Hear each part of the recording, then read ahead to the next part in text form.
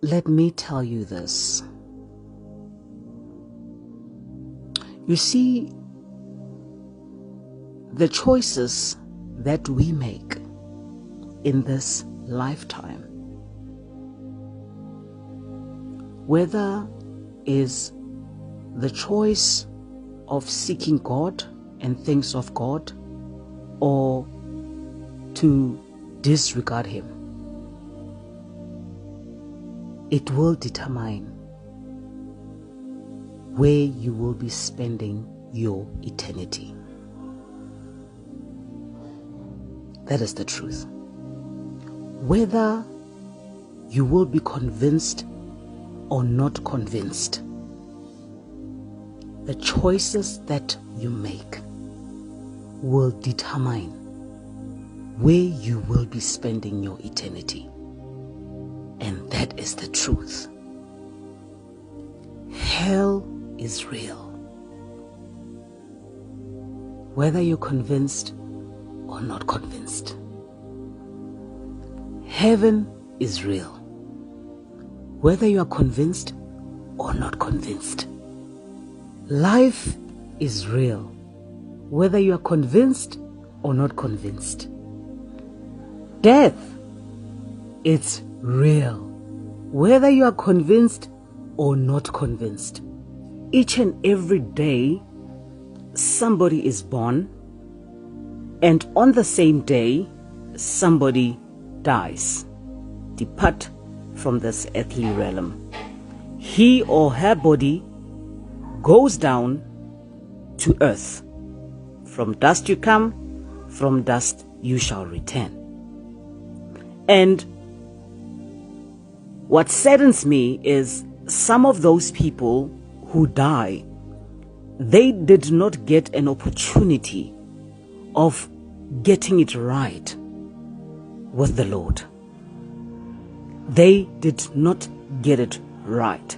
I remember in the story where Jesus Christ was crucified, there were two men on the cross, one on the right, one on the left. And the other one continued to mock Jesus. And the other one also was mocking Jesus. But after realizing that in actual truth, this is the Son of God, he immediately repented from that cross. And guess what? Jesus said to him that, my friend, today you will be with me in paradise. Underline that, because there's somewhere where I'm going with this. Today you will be with me in paradise. There's a story in the book of Luke chapter 16, I believe that is from verse 19 up to 31. It's a story that we all know of the rich man and Lazarus. And I want to show you this. When you read verse 22, it says, "The time came when the beggar died, and the angels carried him to Abraham's side." So you ask yourself that, okay, when he died, the angel came and carried the soul or the spirit of this Lazarus man to Abraham's side. And then you ask yourself, where was Abraham's side? It carries on to read. "So he called to him, 'Father Abraham, have pity on me, and send Lazarus to dip the tip of his fingers in water and cool my tongue, because I am in agony in this fire.' But Abraham replied, 'Son, remember that in your lifetime you received your good things, while Lazarus received bad things. But now he is comforted here, and you are in agony.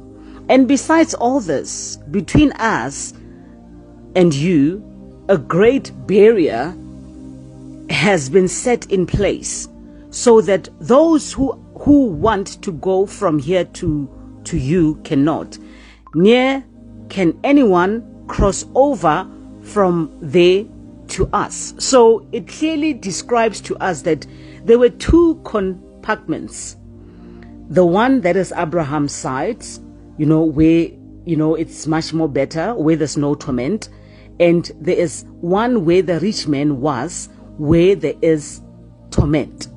It tells us that there is a waiting area when you depart from this earthly realm. And where you will wait, it also tells you whether your life that you lived on this planet Earth, was it a life that is pleasing to God, or was it nice? Because the Abraham's side, it was for the righteous, it was for the believers. And this one, it was for those who did not believe, those who were living their lives as if there will never be anything like this. Obviously, those were unrighteous people, and they were facing torment.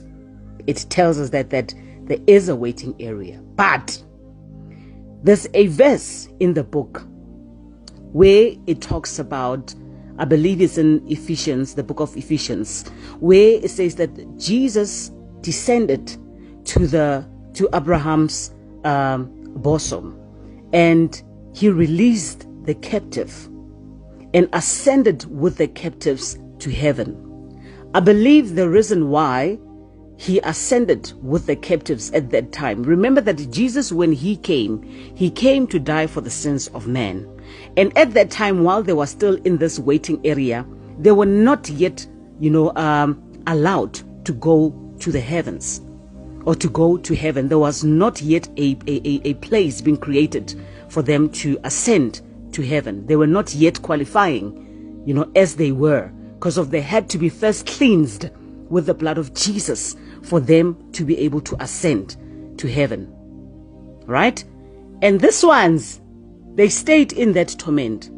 So that torment, they will wait in that waiting area up to until the second coming of Jesus Christ, when judgment it will be happening. Same with these ones that are in paradise.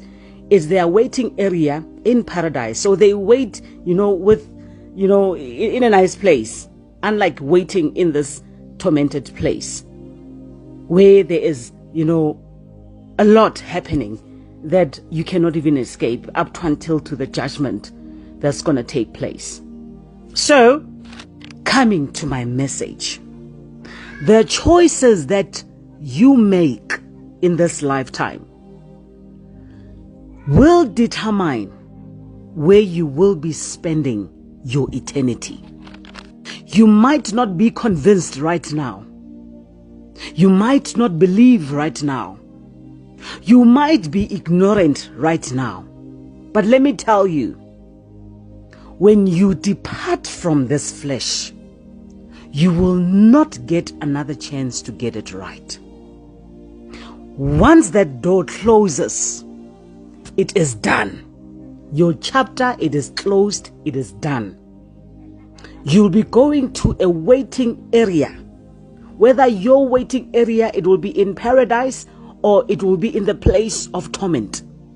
Your judgment from that place where you are, it will tell you straight what will be your final judgment, what will be your final destination. We have to tell you the truth. We have to preach the truth, just to remind people that you will be judged.